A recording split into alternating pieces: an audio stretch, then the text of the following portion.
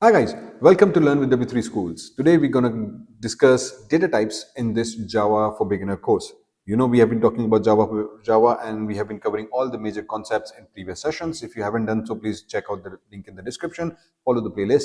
We have talked about variables, comments, output, syntax, and so on and so forth. So today we're going to talk more about data types. What exactly are data types in Java, how we use them, what type of data they are, what exactly we mean by data types, for example. Okay, again, we are using W3Schools website as a reference so that you can follow along and understand the basic concepts with me.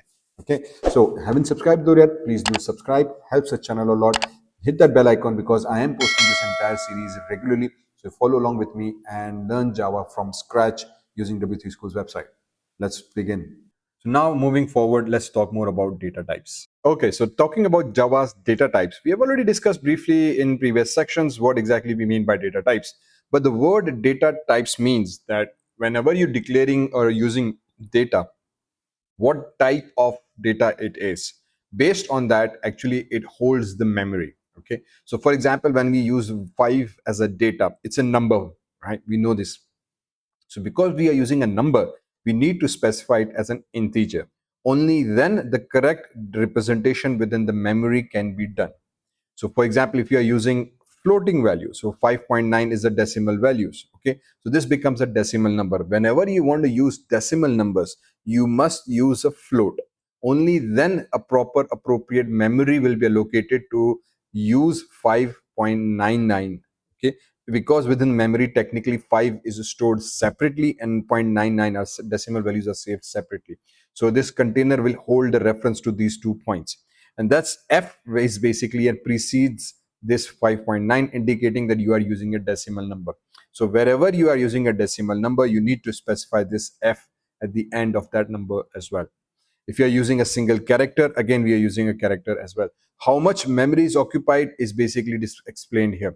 Okay, so technically, before I go further, in Java we have something called a primitive data types and non-primitive data types. By primitive means they are basic data types that exist by default within Java, and then non-primitive means that they are more advanced form of data that have been actually incorporated in the later versions. And then these primitive data actually come from C++, C, and older languages as well, and they exist in older languages as in new languages like Python or C# as well. So within these primitive data types, we have something called byte, short, integer. Now these three data types are basically all used for storing number data types, okay, as well as long, sorry, 4 as well. So long as well. So byte is also another type of data that holds the number. The only difference is how much memory is allocated for each variable type. Then there's a short, again another type of integer number that again saves how much type memory is allocated to this number. Then integer, again we have talked about this integer data type, and then long again is there. So all these 4 hold the number. The difference is the memory allocated to them. Then we have float and double. These both are used to store decimal values. Okay, and then finally we have boolean integer, which uses true and false, and then character as well. Okay, which holds a single character. Non-primitive data types are known as string, arrays, and classes. You will learn more about these in the later chapters. Okay, so let's talk exactly about how much memory is occupied by each. Now, as I said, byte, short, integer, and long, all these 4 type of data store numbers. So you can use any of them to store a number. However, there's a limit, because if we are using byte, it occupies 1 byte in memory.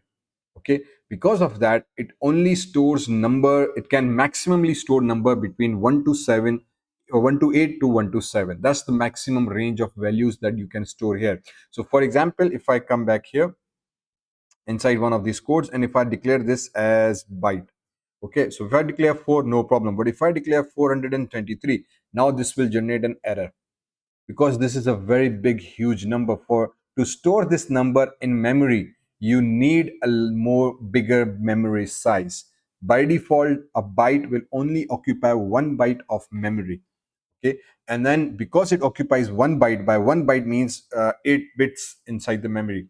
Okay, so 8-bit means, if you have done the previous lessons, 8-bit means in memory it can only occupy 8 bits in memory of this form: 11111 and 1111. Maximum value will give us that positive 127 value. Okay, or any combination of 111 and 00. So in memory, we know the data is saved in binary form. everything we do inside the memory, the processor is only capable of understanding 101010. So when we store the data actually gets translated and stored into binary form. And that's why 1 byte is equals to 8 bits, which basically means this much size. So when you turn on all bits to 1, the maximum value we can get positive is 127 and negative 128, or an unsigned value of 256. So if you take the range, it will give us from 0 to 256. That's how we define the range. Then short occupies 2 bytes in memory. Because now it has more memory space, it can store up to minus 32,000 to positive 32,000 approximately. So now you can see, now I can store bigger value. So if I come back here, if I need to have a bigger value than 128, so instead of byte, I will use a short. Then there will be no error. Okay. Then we have integer. Integer by default is most commonly used, but it occupies 4 bytes in memory, which means that it now has a very large range of data that you can store from negative to positive.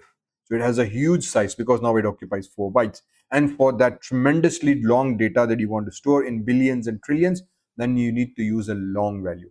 So long occupies 8 bytes in memory, and it can store a tremendously large size of data. This was big size, but I can't even read it. All right. So this is the value that can be stored in long. Now, why do we have these 4 bytes? Because when you're creating a program, memory management is absolutely essential. Memory management means that the more variables you create, now it means that your program, if I just look into the variables, will tell me that this will occupy 2 bytes, 4 bytes, 4 bytes. So 10 bytes are already occupied by these 3 variables. Okay, so 10 bytes will occupy. Now, if I have a longer software that requires hundreds and thousands of variables to be created, so the data can be processed and checked and manipulated, each variable occupies some values inside the memory. That's how our software memory size is determined. That's how the software memory value is done. And the more the memory they consume means that the heavier and the slower the software can be. So to make an efficient memory management, Java has done this amazing job by providing us this variable. So if I know that my variable value will be only between 1 or 2, so I will use byte. Okay. If I know that my variable, this variable can be occupying a little bit more memory than a higher number than 128, for example, 600, then I will just use short because this will occupy 2 bytes. By doing that, I've already saved 2 bytes of memory. By doing this, if I know this is only going to be, for example, 42, a less than 127 number, so I will use byte. And then integer, maybe I can say, hey, this can be larger value, so I will use integer. So previously we had occupied 10 bytes, now it will be 1, 2, and 4 bytes. So now we have reduced our 3 and saved our 3 bytes of memory. Okay, so that's what the true purpose here is, to ensure that you understand how much memory is occupied. Based on that, we use these variables. Same goes with the floating value or the double value. Okay, so if you are using a float value, it will by default occupy 4 bytes. Okay, and this stores a fractional number, so that's a huge size of fractional number, up to sufficient for 6 to 7 decimal digits. Okay, 6 to 7 decimal digit values done, because it stores numbers in decimal values, so the calculation is quite different. If you use double, it is occupies 8 byte in memory, as similar to the long. Double occupies longer space, and then it can include up till 15 decimal digit values. Okay, so again, it means a very large range of values. So be careful of what type of data variables you use, because the more commonly you use double, the more memory your software, your system will occupy. So to ensure an efficient use of system, we try to go with the minimum first, and then we see the as per need. If it requires us to have a such gigantic value, then we go for a double values. Then we go for something boolean. Now boolean, as I have mentioned previously, only occupies either true or false. So that's why it only has 1 bit. Okay, so it only uses 1 bit in memory, and it will only hold either true or false value. So when we write true in the system, it saves it as 1, and if I save a value as false in the system internally, it saves as false, but we can just write true. It doesn't really matter. Character, on the other hand, occupies 2 bytes. It stores a single character letter of ASCII sequence. Now if you have done ASCII, ASCII actually holds 255 characters within ASCII. So for that, maximums from 0 to 5 for positive numbers, 0 to 255 positive numbers can become, which is the range of this value here. So that's why 2 bytes are sufficient for storing this character number. Okay, so these are memory management for these bytes. Do keep this thing in mind, because they hold an important aspect throughout our coding. One aspect also is known as typecasting.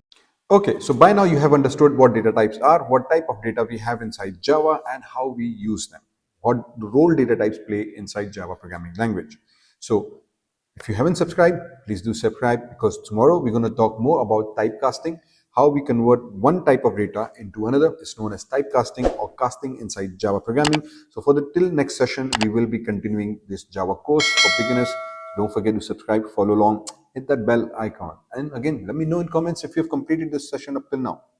Till next session, this is Dr. Shan signing off.